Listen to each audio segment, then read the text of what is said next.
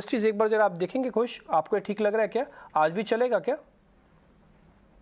जी हाँ, एक्चुअली रिलायंस पे हमारी भी काफ़ी डिस्कशन हुई है और कल भी हम यही मेंशन कर रहे थे, रिलायंस का स्ट्रक्चर पॉजिटिव है। ये स्टॉक आने वाले जो रैली है उसमें बहुत ही सिग्निफिकेंट कंट्रीब्यूशन ऐड कर सकता है। इनफैक्ट करना पड़ेगा, तभी ही जाके निफ्टी 17,200 के जो लेवल्स हैं उन्हें मीनिंगफुली क्रॉस कर पाएगा। और इसमें हर डिप एक बाइंग अपॉर्चुनिटी बन रही है। 2500 के आसपास हमने स्टॉक को गिरते हुए देखा था, that turned out to be a fabulous opportunity. किसी ने वहां लिया होता तो रिलायंस जैसे स्टॉक में आप करीब 10% बना रहे होते हैं, very short span of time. So immediate basis पे अगर मैं देखूं तो इसमें जो यहाँ से टारगेट्स बनते हुए आ रहे हैं, ये 2850 के जो लेवल्स हैं, जो इसका प्रीवियस हाई था, वहां तक बन रहे हैं। अभी भी इसे बाय किया जा सकता है अगर कोई डिप मिलता है, if someone's lucky enough and उन्हें एक डिप में बाय करने मिलता है तो पे ऑफ प्रोफाइल और बेटर होगा। बट यहाँ भी इसे बाय कर सकते हैं 2850 के टारगेट्स के लिए। यहाँ स्टॉप लॉस 50 पॉइंट्स नीचे लेके चलिए, अराउंड 2670 2680 के जो जोन्स है वहां पे पोजिशनली कोई इसे होल्ड करे तो 3000 टू 3100 के जो लेवल्स हैं वहां तक भी ये स्टॉक आने वाले कुछ दिनों में जा सकता है। So all in all structure positive है, बाय हियर और ऑन डिक्लाइंस आल्सो।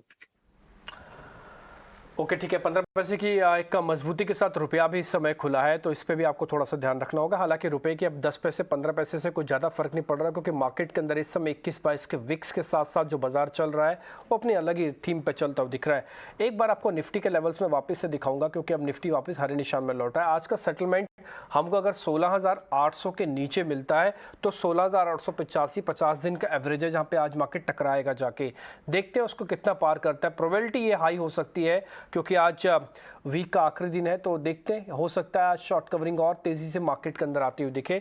फिलहाल आज ओपनिंग में तो कम से कम 16,885 नहीं ब्रेक होता दिखेगा, उसके बाद इसके लेवल्स हम चेक करेंगे। निफ्टी के लिए आज 17,000 तक के लेवल्स की भी बात होती है। देखिए प्री ओपन में ही हम देख रहे हैं 16,658 16,600 के ऊपर यहाँ पर ट्रेड्स नजर आते हैं। एक्चुअली होता क्या है कि जब मार्केट गैप के साथ खुलता है ना, तो नए ट्रेडर्स जिनको मार्केट के अंदर आना होता है वो एक नई खेप आ नहीं पाती है, तो उसका क्या एक वेट एंड वॉच होता है। आप 20-21 के विक्स के अंदर अगर आप मार्केट को 200 पॉइंट गैप के साथ खोल देंगे तो फिर बाजार के पास चलने के लिए कुछ रह नहीं जाता, क्योंकि 20-21 का जो विक्स है ये अलाउ ही करता है कि सिर्फ आप 200 पॉइंट ही चले। हाँ, 24 का विक्स होता तो आप ये कह सकते हैं बहुत जोरदार चलेगा और आपकी शॉर्ट कवरिंग आएगी।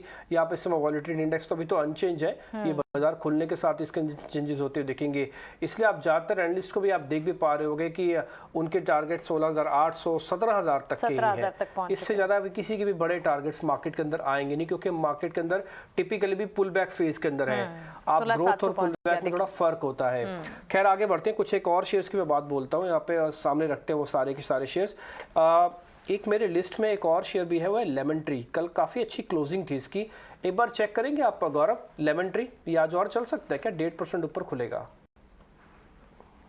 लेमन ट्री का अगर हम डेली चार्ट देखें तो सिर्फ कल ही नहीं बल्कि इनफैक्ट इस पूरे हफ्ते में स्टॉक में एक अच्छा ट्रैक्शन हमने देखा है, और जिसके साथ ये स्टॉक ने अपने क्रूशियल डेली मूविंग एवरेजेस को भी क्रॉस कर लिया है और फिलहाल अपने डेली अपर बोलिंगर बैंड के ऊपर भी ट्रेड कर रहा है। सो अभी मेरे ख्याल से ये स्टॉक एक रेजिस्टेंस जोन के आसपास आ रहा है। 7150 72 का रेजिस्टेंस जोन है, और अगर ये रेजिस्टेंस जोन आज के सेशन में सरपास हो जाता है तो आने वाले समय में हम ये स्टॉक को 80 तक के लेवल्स को पार करते हुए देख सकते हैं। सो मेरा मानना है कि थोड़ा वेट एंड वॉच करना चाहिए। रेजिस्टेंस जैसे ही क्रॉस होता है 72 का तो फ्रेश बाइंग कर सकते हैं विद स्टॉप लॉस ऑफ 68, और ऊपर की ओर 80 तक के टारगेट्स एक्सपेक्ट कर सकते हैं।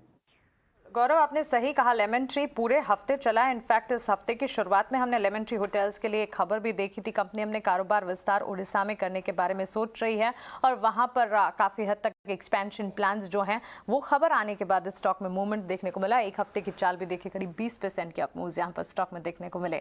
चलिए एक और खबर है जो आपको बतानी है। धनलक्ष्मी बैंक बैंकिंग स्पेस लगातार फोकस